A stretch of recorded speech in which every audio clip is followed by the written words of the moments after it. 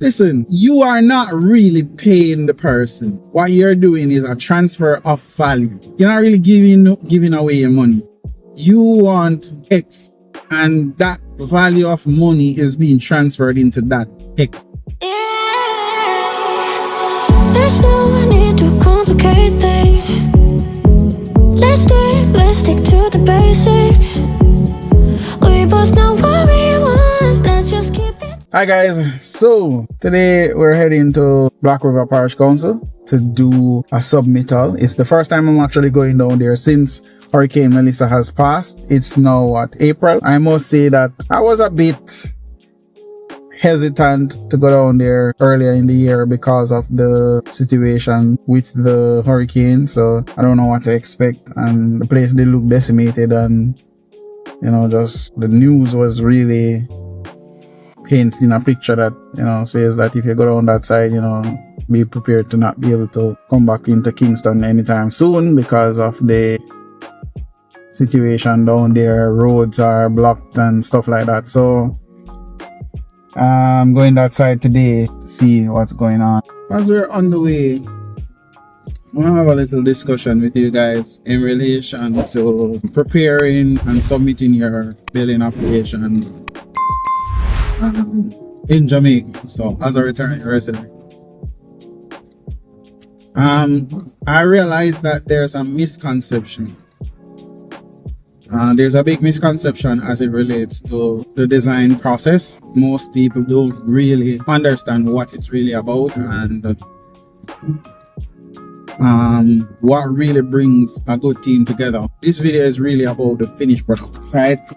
I've done a video about it before, but this video is really going to zoom in on the actual finished look that you want. Now, every time you go on the internet and you search for inspirational images of buildings that you want to create, I want you to understand something. The building that you're looking at, chances are it wasn't just an architect that worked on that building.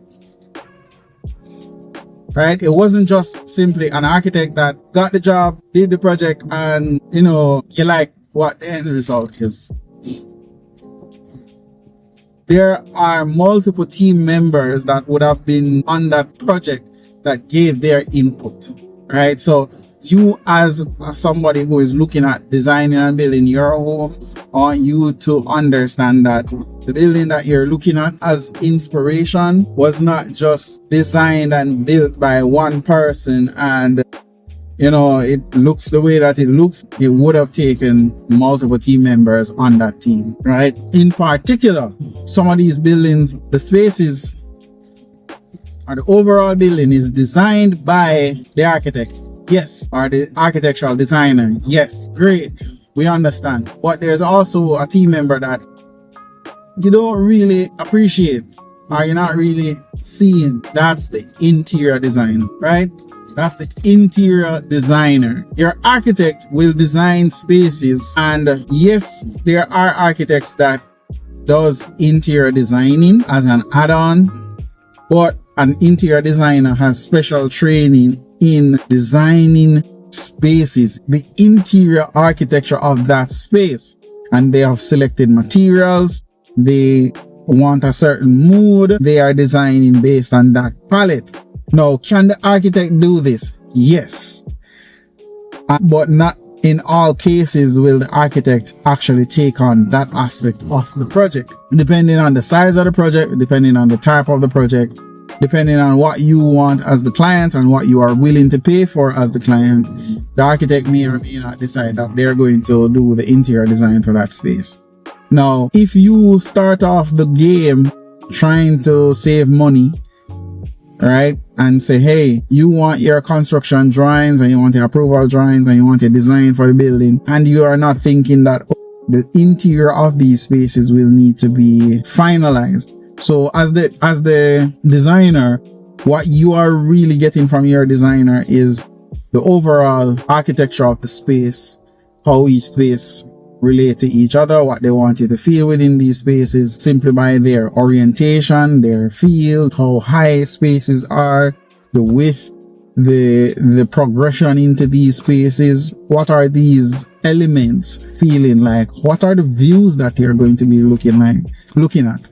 And how will progression through this space feel? Your interior designer is going to go into the nitty-gritty of, okay, this tile or this material here will give this type of feel, and I want to combine this material with that material. I want to put them together. The overall look will be X and Y, and this is how it will make us feel, right? So the interior designer has a very important role if you're trying to create that high-end feel or a specific feel within a space. Not every architect is going to take on the interior design, especially if as a returning resident you don't want to pay for it. I can't say it enough, and it happens a lot in Jamaica. There's very little appreciation for contractors, for designers, for architects, right?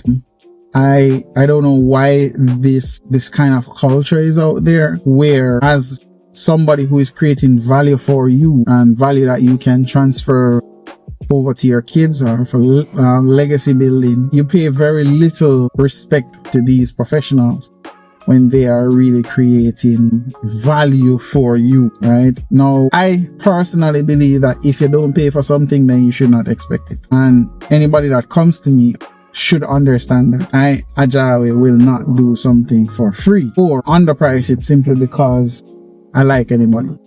It's not the case. I want to do good work. I want to be appreciated for that good work, and then everybody is happy and creative. I want to create value for people, and then they appreciate that value, and also by making sure that they understand that payments need to be made, right? I think that is only fair, simply because at the end of the day, if I don't deliver what your expectations are, then you're going to have a problem. So then my expectations must be met as well. So you, as a returning resident, please understand that the design that you're looking at as inspiration, these designs are not designed solely by the architect. Chances are there's an interior designer on the team that actually put these things together. And it doesn't mean that your architect is not able to give you interior design services, because there are practices that offer this, but you must be willing to pay for that. All right, I hope this helps. I don't know why it's such a ticklish conversation when, as professionals, you have this conversation around payments. It's very unusual to me, right? It's very unusual that people don't like to talk about compensation. You want something to be done? Tell me how much you want, how much you're going to pay for it or willing to pay for it, right? And then if it is that we can't meet somewhere, then we both part ways amicably. But the moment you start dilly-dallying or you start sweeping it under the rug, it becomes a problem. You're wasting time, really. So why not just have that hard conversation? You want X, I want X. This is my expectation. You want it? Yes? Okay, let's move forward. You want it? No? Okay, fine. I appreciate you, giving me the consideration. Maybe you can try somebody else. Simple. That's how I look at it. Listen, you are not really paying the person. What you're doing is a transfer of value. You're not really giving away your money. You want X, and that value of money is being transferred into that X. Right? So now that X is worth whatever you paid for it. If you were to transfer that X to somebody else, you would want something for that X. Right? So look at it like that. Open up your conversation with you understanding that you're going to pay somebody to do something, and are you willing to pay for it? If you're not willing to pay for it, then leave the person alone. Simple. If you're willing to pay for it, then start your negotiation. Okay, it costs X. I am willing to pay Y. Are you okay with Y? And you take it from there. Alright? Simple as that. If anything that I say is not you, it's not for you to get upset or offended, right? I'm talking about experiences that I have gone through, that I have seen, that I have experienced, right? Not only for me, but other persons as well. Keep that in mind when you're coming back. Treat people with respect and understand that these are professionals who have experience in whatever field that they're operating in. We all can be respectful. We all can operate in a way that doesn't degrade other people. And there's enough work to go around for everybody. And not everybody's trying to rob us or, do things to us. Some of us are just genuinely trying to be a good person, trying to do it the right way, trying to look out for the best interests of others, and to prove, and I'm talking about myself, to prove that you can build a successful business without trying to rip people off. Right? I honestly believe in that. I believe that you can build a successful business. You can be successful without the need to be nefarious in your activities, to treat people bad, or to hog all of the benefits. I truly believe that.